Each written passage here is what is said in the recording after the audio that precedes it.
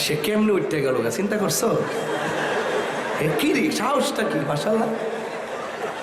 আরে বাপরে বাপ, কেমনে জুতা নিয়ে আস্তে আস্তে জায়গা, কি চালাকিটা করছিল রে।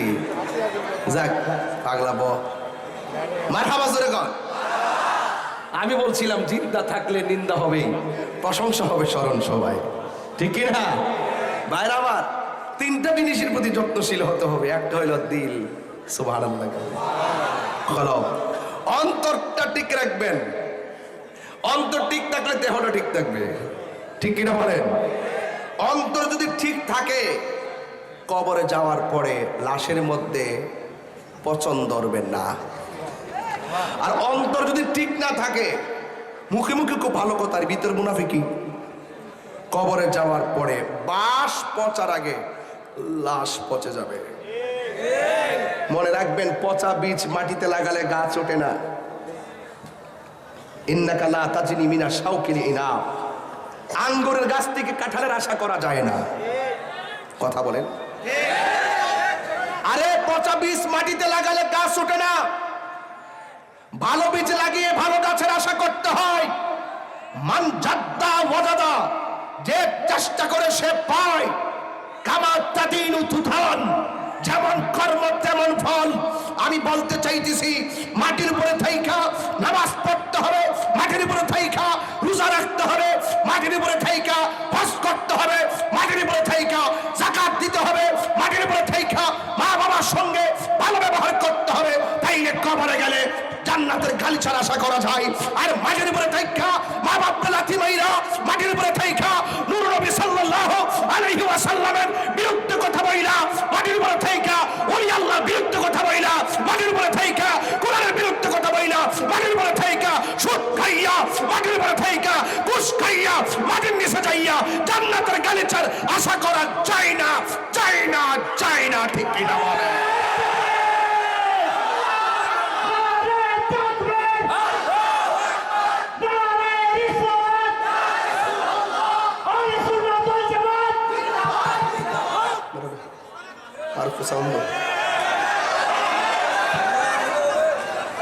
ভাইরা আমার, আপনার কি আমার বক্তব্য পরিষ্কার? কাউকে ক্ষমা করে কথা বলেছি? Law is the respecter of person. আইন কাউকে খাতির করে না। আইন একটা নিজস্ব গতিতে চলে। কথা বলেন ঠিক না বেঠিক? Muhammad is the messenger of Allah. তিনি সব নিয়ে এসেছেন। কার কাছ থেকে নিয়ে এসেছেন? আপনি বাঁচবেন কিভাবে, বাঁচার কোন রাস্তা? হাসরের ময়দান কায়েম হবে। ওই ময়দানে মানুষ নিজের ঘামে নিজেরা সাঁতার কাটবে। ওই ময়দানে বান্দা দুইটা বাঘ হয়ে যাবে। এক বাঘ বলবে, আল্লাহ পানি দাও, এই তৃষ্ণার সহ্য করতে পারি না। আরেক বাঘ বলবে, আল্লাহ পানি দাও, খাবার দাও, আর সহ্য হয় না। আল্লাহ বলবে, ফেরেশতারা, দুই বাঘ বান্দাই পানি চাইতেছে, দুই বাঘ বান্দাদেরকে পানি দিয়ে দাও। কারণ আমার আল্লাহ রাব্বুল আলামিন সেই দিন কাহারও কাছ থেকে কোনো সুপারিশ গ্রহণ করবে না। সেই দিন কেউ কাহার উপকারে আসবে না। সেই দিন কাহার কাছ থেকে কোনো বিনিময় নেওয়া হবে না। ওয়ালা হুম ইউনসারুন, সেদিন তাদেরকে কোনো সাহায্য করা হবে না। আল্লাহ রাব্বুল আলামিন কোরআনে বলে দিয়েছেন, ফাকাইফা ইযা জামা'নাহুম লিয়াউমিল লা রাইবা ফীহি ওয়া ওয়ুফিয়াত কুল্লু নাফসিম মা কাসাবাত ওয়া হুম লা ইউযলামুন। সুতরাং আল্লাহ রাব্বুল আলামিন বলছেন, তখন তাদের অবস্থা কেমন হবে?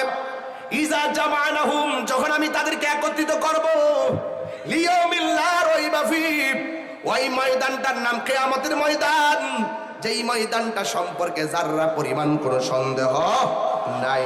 আমি আল্লাহ রাব্বুল আলামিন এই সমস্ত প্রত্যেককে যে যেই কৃতকর্ম করেছে, আমি আল্লাহ রাব্বুল আলামিন তাকে হুবহু সেই কৃতকর্মের ফল দিয়ে দিব। যাররা পরিমাণ তার উপরে কোনো জুলুম করা হবে না। কথা বলেন ঠিক কিনা? এরপর আল্লাহ বলবে, ফেরেশতারা সবাই পানি চেয়েছে, এই বান্দাগুলোকে পানি দাও। ওই বান্দাগুলো পানি দাও, অর্থাৎ বাম পাশের গুলারে পানি দাও, ডান পাশের গুলারে পানি দাও। কিন্তু দেখা গেল বাম পাশে যারা পানি পেয়েছে তারা পেয়েছে জাহান্নামের পুজোর পানি, আর ডান পাশে যারা পানি পেয়েছে ওই পানিটাই তারা পেয়েছে যে পানিটা এক ফোঁটা পান করলে জিন্দেগিতেও আর পানি তৃষ্ণা লাগবে না, যে পানির নাম হলো হাউজে কাউসার। জোরে জোরে কি সুবহানাল্লাহ বলা যাবে না? একদলকে জাহান্নামের পুজোর পানি, একদলকে জাহান্নামের পুজোর পানি দেওয়া হবে। কি মনে করেন সেটা? এটা কি সাপাহার না? সাপাহার তো মেইন পয়েন্ট, 0 পয়েন্ট। মা বন্ধুকে জিজ্ঞেস করবেন যারা মাটির চুলায় আগুন ধরায় তারা কি লাকড়ি দিয়ে আগুন ধরায় না? আর আল্লাহর কোরআন বলছে আমি আল্লাহ জাহান্নামের আগুন লাকড়ি দিয়ে ধরাবো না, জাহান্নামের আগুন ধরাবো আমি মানুষ দিয়া।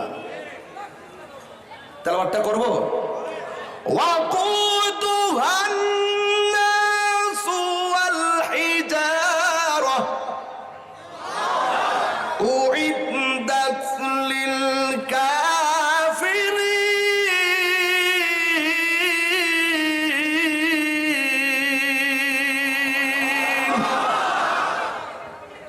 সাউন্ডটা উঠাই দাও। আল্লাহ রাব্বুল আলামিন বলেন আমি আল্লাহ জাহান্নামের আগুন ধরাবো মানুষ দিয়া আর পাথর দিয়া। এই মানুষটা যদি আমি তাহিরি হয় তাহলে কি জিন্দেগির দাম আছে? লক্ষ মানুষ নিয়ে ওয়াজ করলে কি লাভ হইল?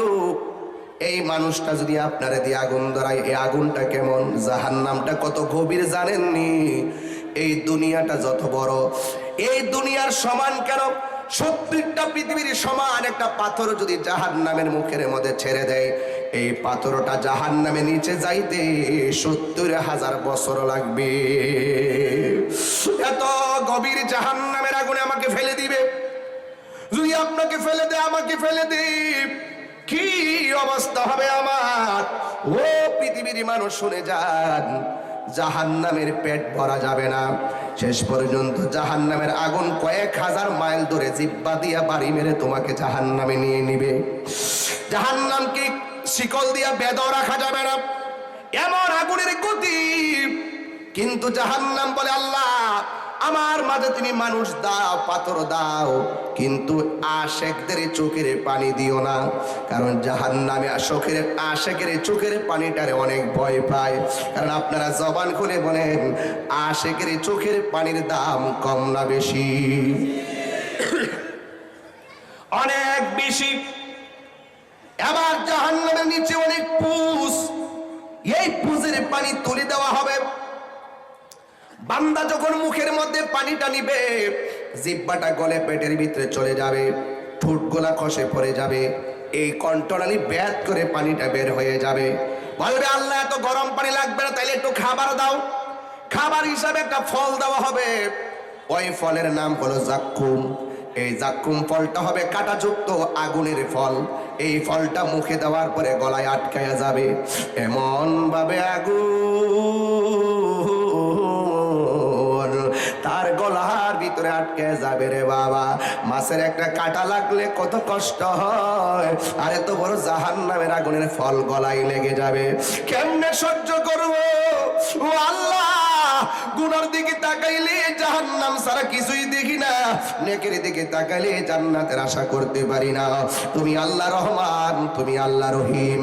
ওই ময়দানে বান্দারা বলবে আল্লাহ আমরাও তোমার বান্দা, তারাও তোমার বান্দা। আমরা পাইলাম জাহান্নামের পুজের পানি দুর্গন্ধ, আর ওরা পাইলো হাউজে কাউসারের পানি। তার কারণটা কি? আল্লাহ বলবে ও বান্দারা মনে আসেনি আমি আল্লাহ একটা মাস দিছিলাম, ওই মাসের নাম হলো রমজান। আমি আল্লাহ বলেছিলাম রমজান মাসে দিনের বেলা খাবার খাইবা না, দিনের বেলা পানাহার করবা না, সুবে সাদিক থেকে সূর্যাস্ত পর্যন্ত যাবতীয় খানা এবং পানাহার থেকে বিরত রেখে আর অশ্লীল কাজ থেকে বিরত থেকে আমি আল্লাহ সন্তুষ্ট করার জন্য আমি আল্লাহ ঘোষণা করে দিয়েছিলাম তোমরা দিনের বেলা রোজা না রেখা তোমরা ইচ্ছে মতো খেয়েছো, আমি আল্লাহর সঙ্গে নাফরমানি করেছো, এই জন্য আমি আল্লাহ তোমাদেরকে এই শাস্তি দিতেছি।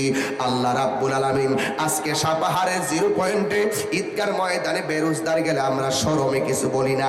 বেরোজদারের জন্য কোনো রোজার ঈদ নাই, কথা বলেন ঠিক না ঠিক?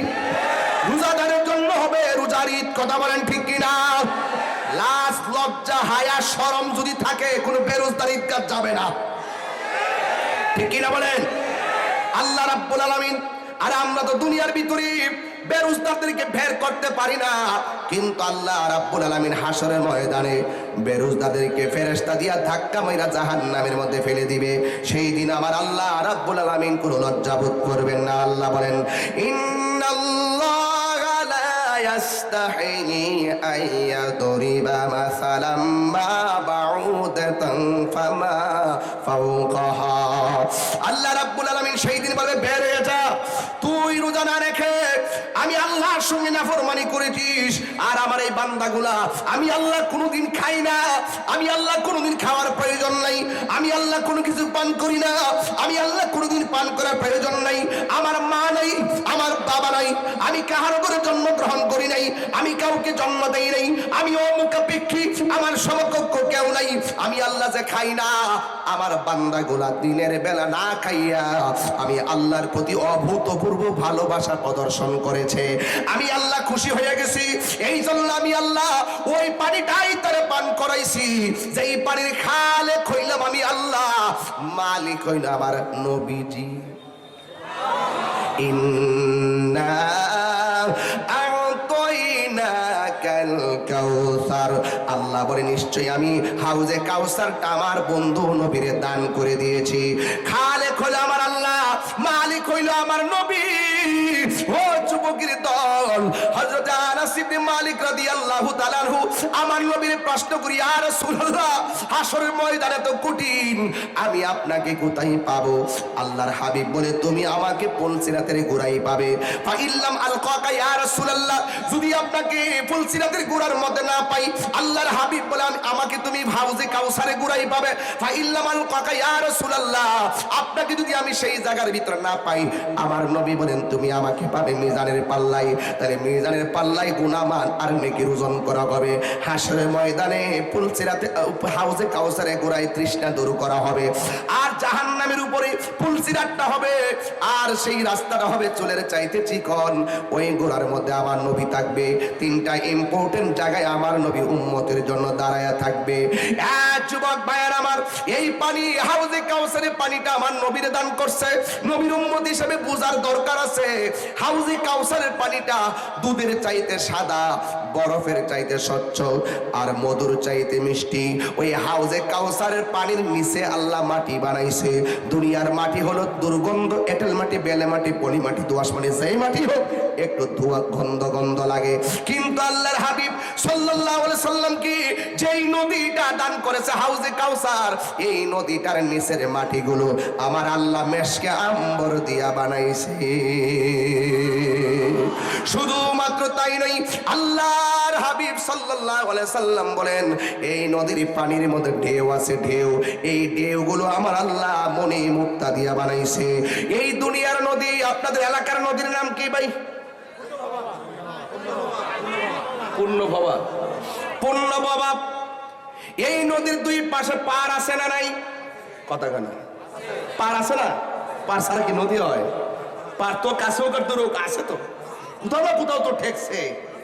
এই নদীর পার আল্লাহ বানাইছে মাটি দিয়া, আর আমার নবীর আল্লাহ যে হাউজে কাউসার নামক নদী দান করেছে, ওই নদীটা আমার আল্লাহ বানাইছে স্বর্ণ দিয়া।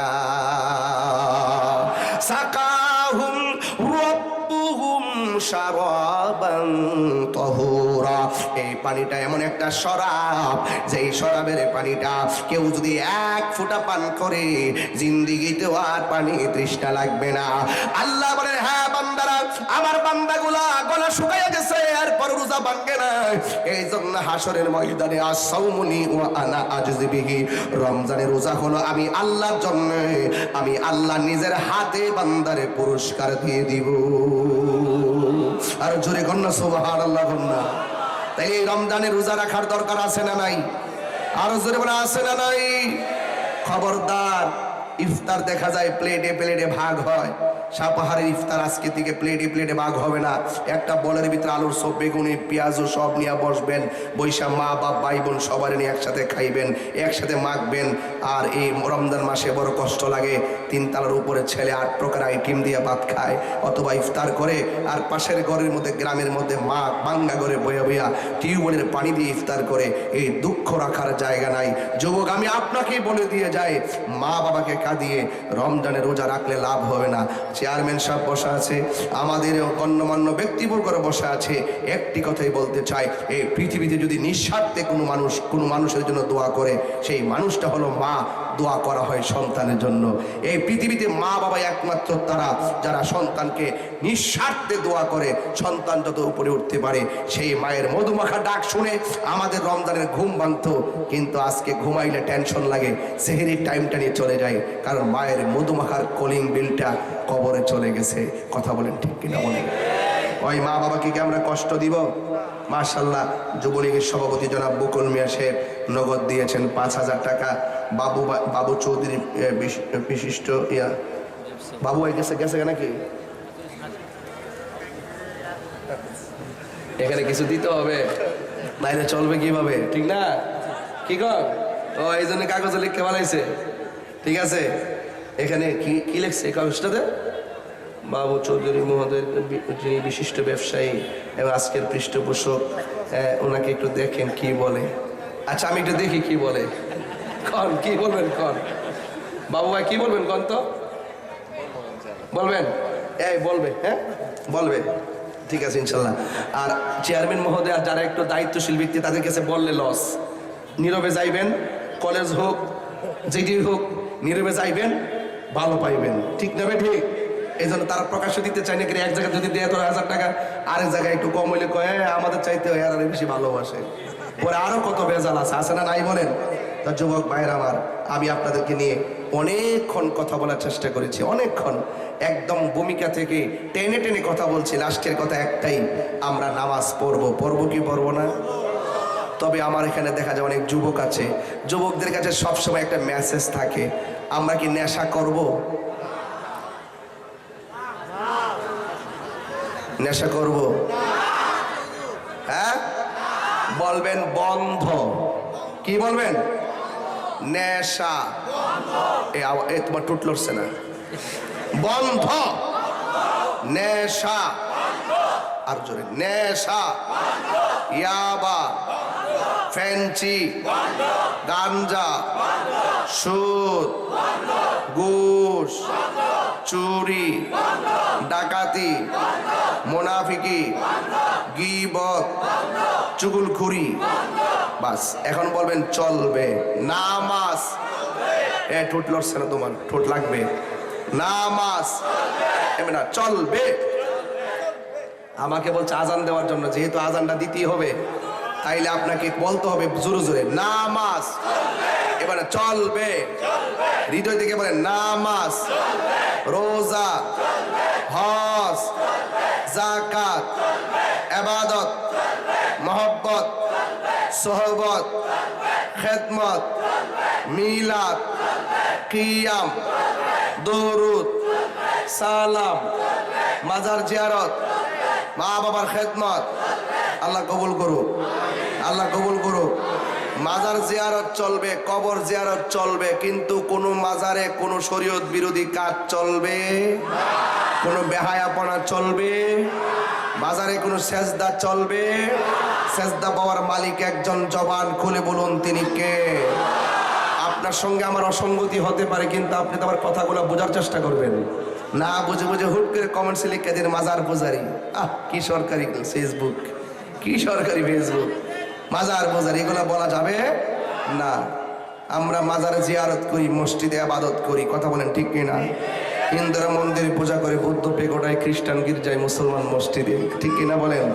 যার যার ধর্ম স্বাধীনভাবে পালন করবে, কেউ কাউকে বাধা দিবে না। আপনি আপনার দিন প্রচার করে যান। ঠিক কিনা বলেন?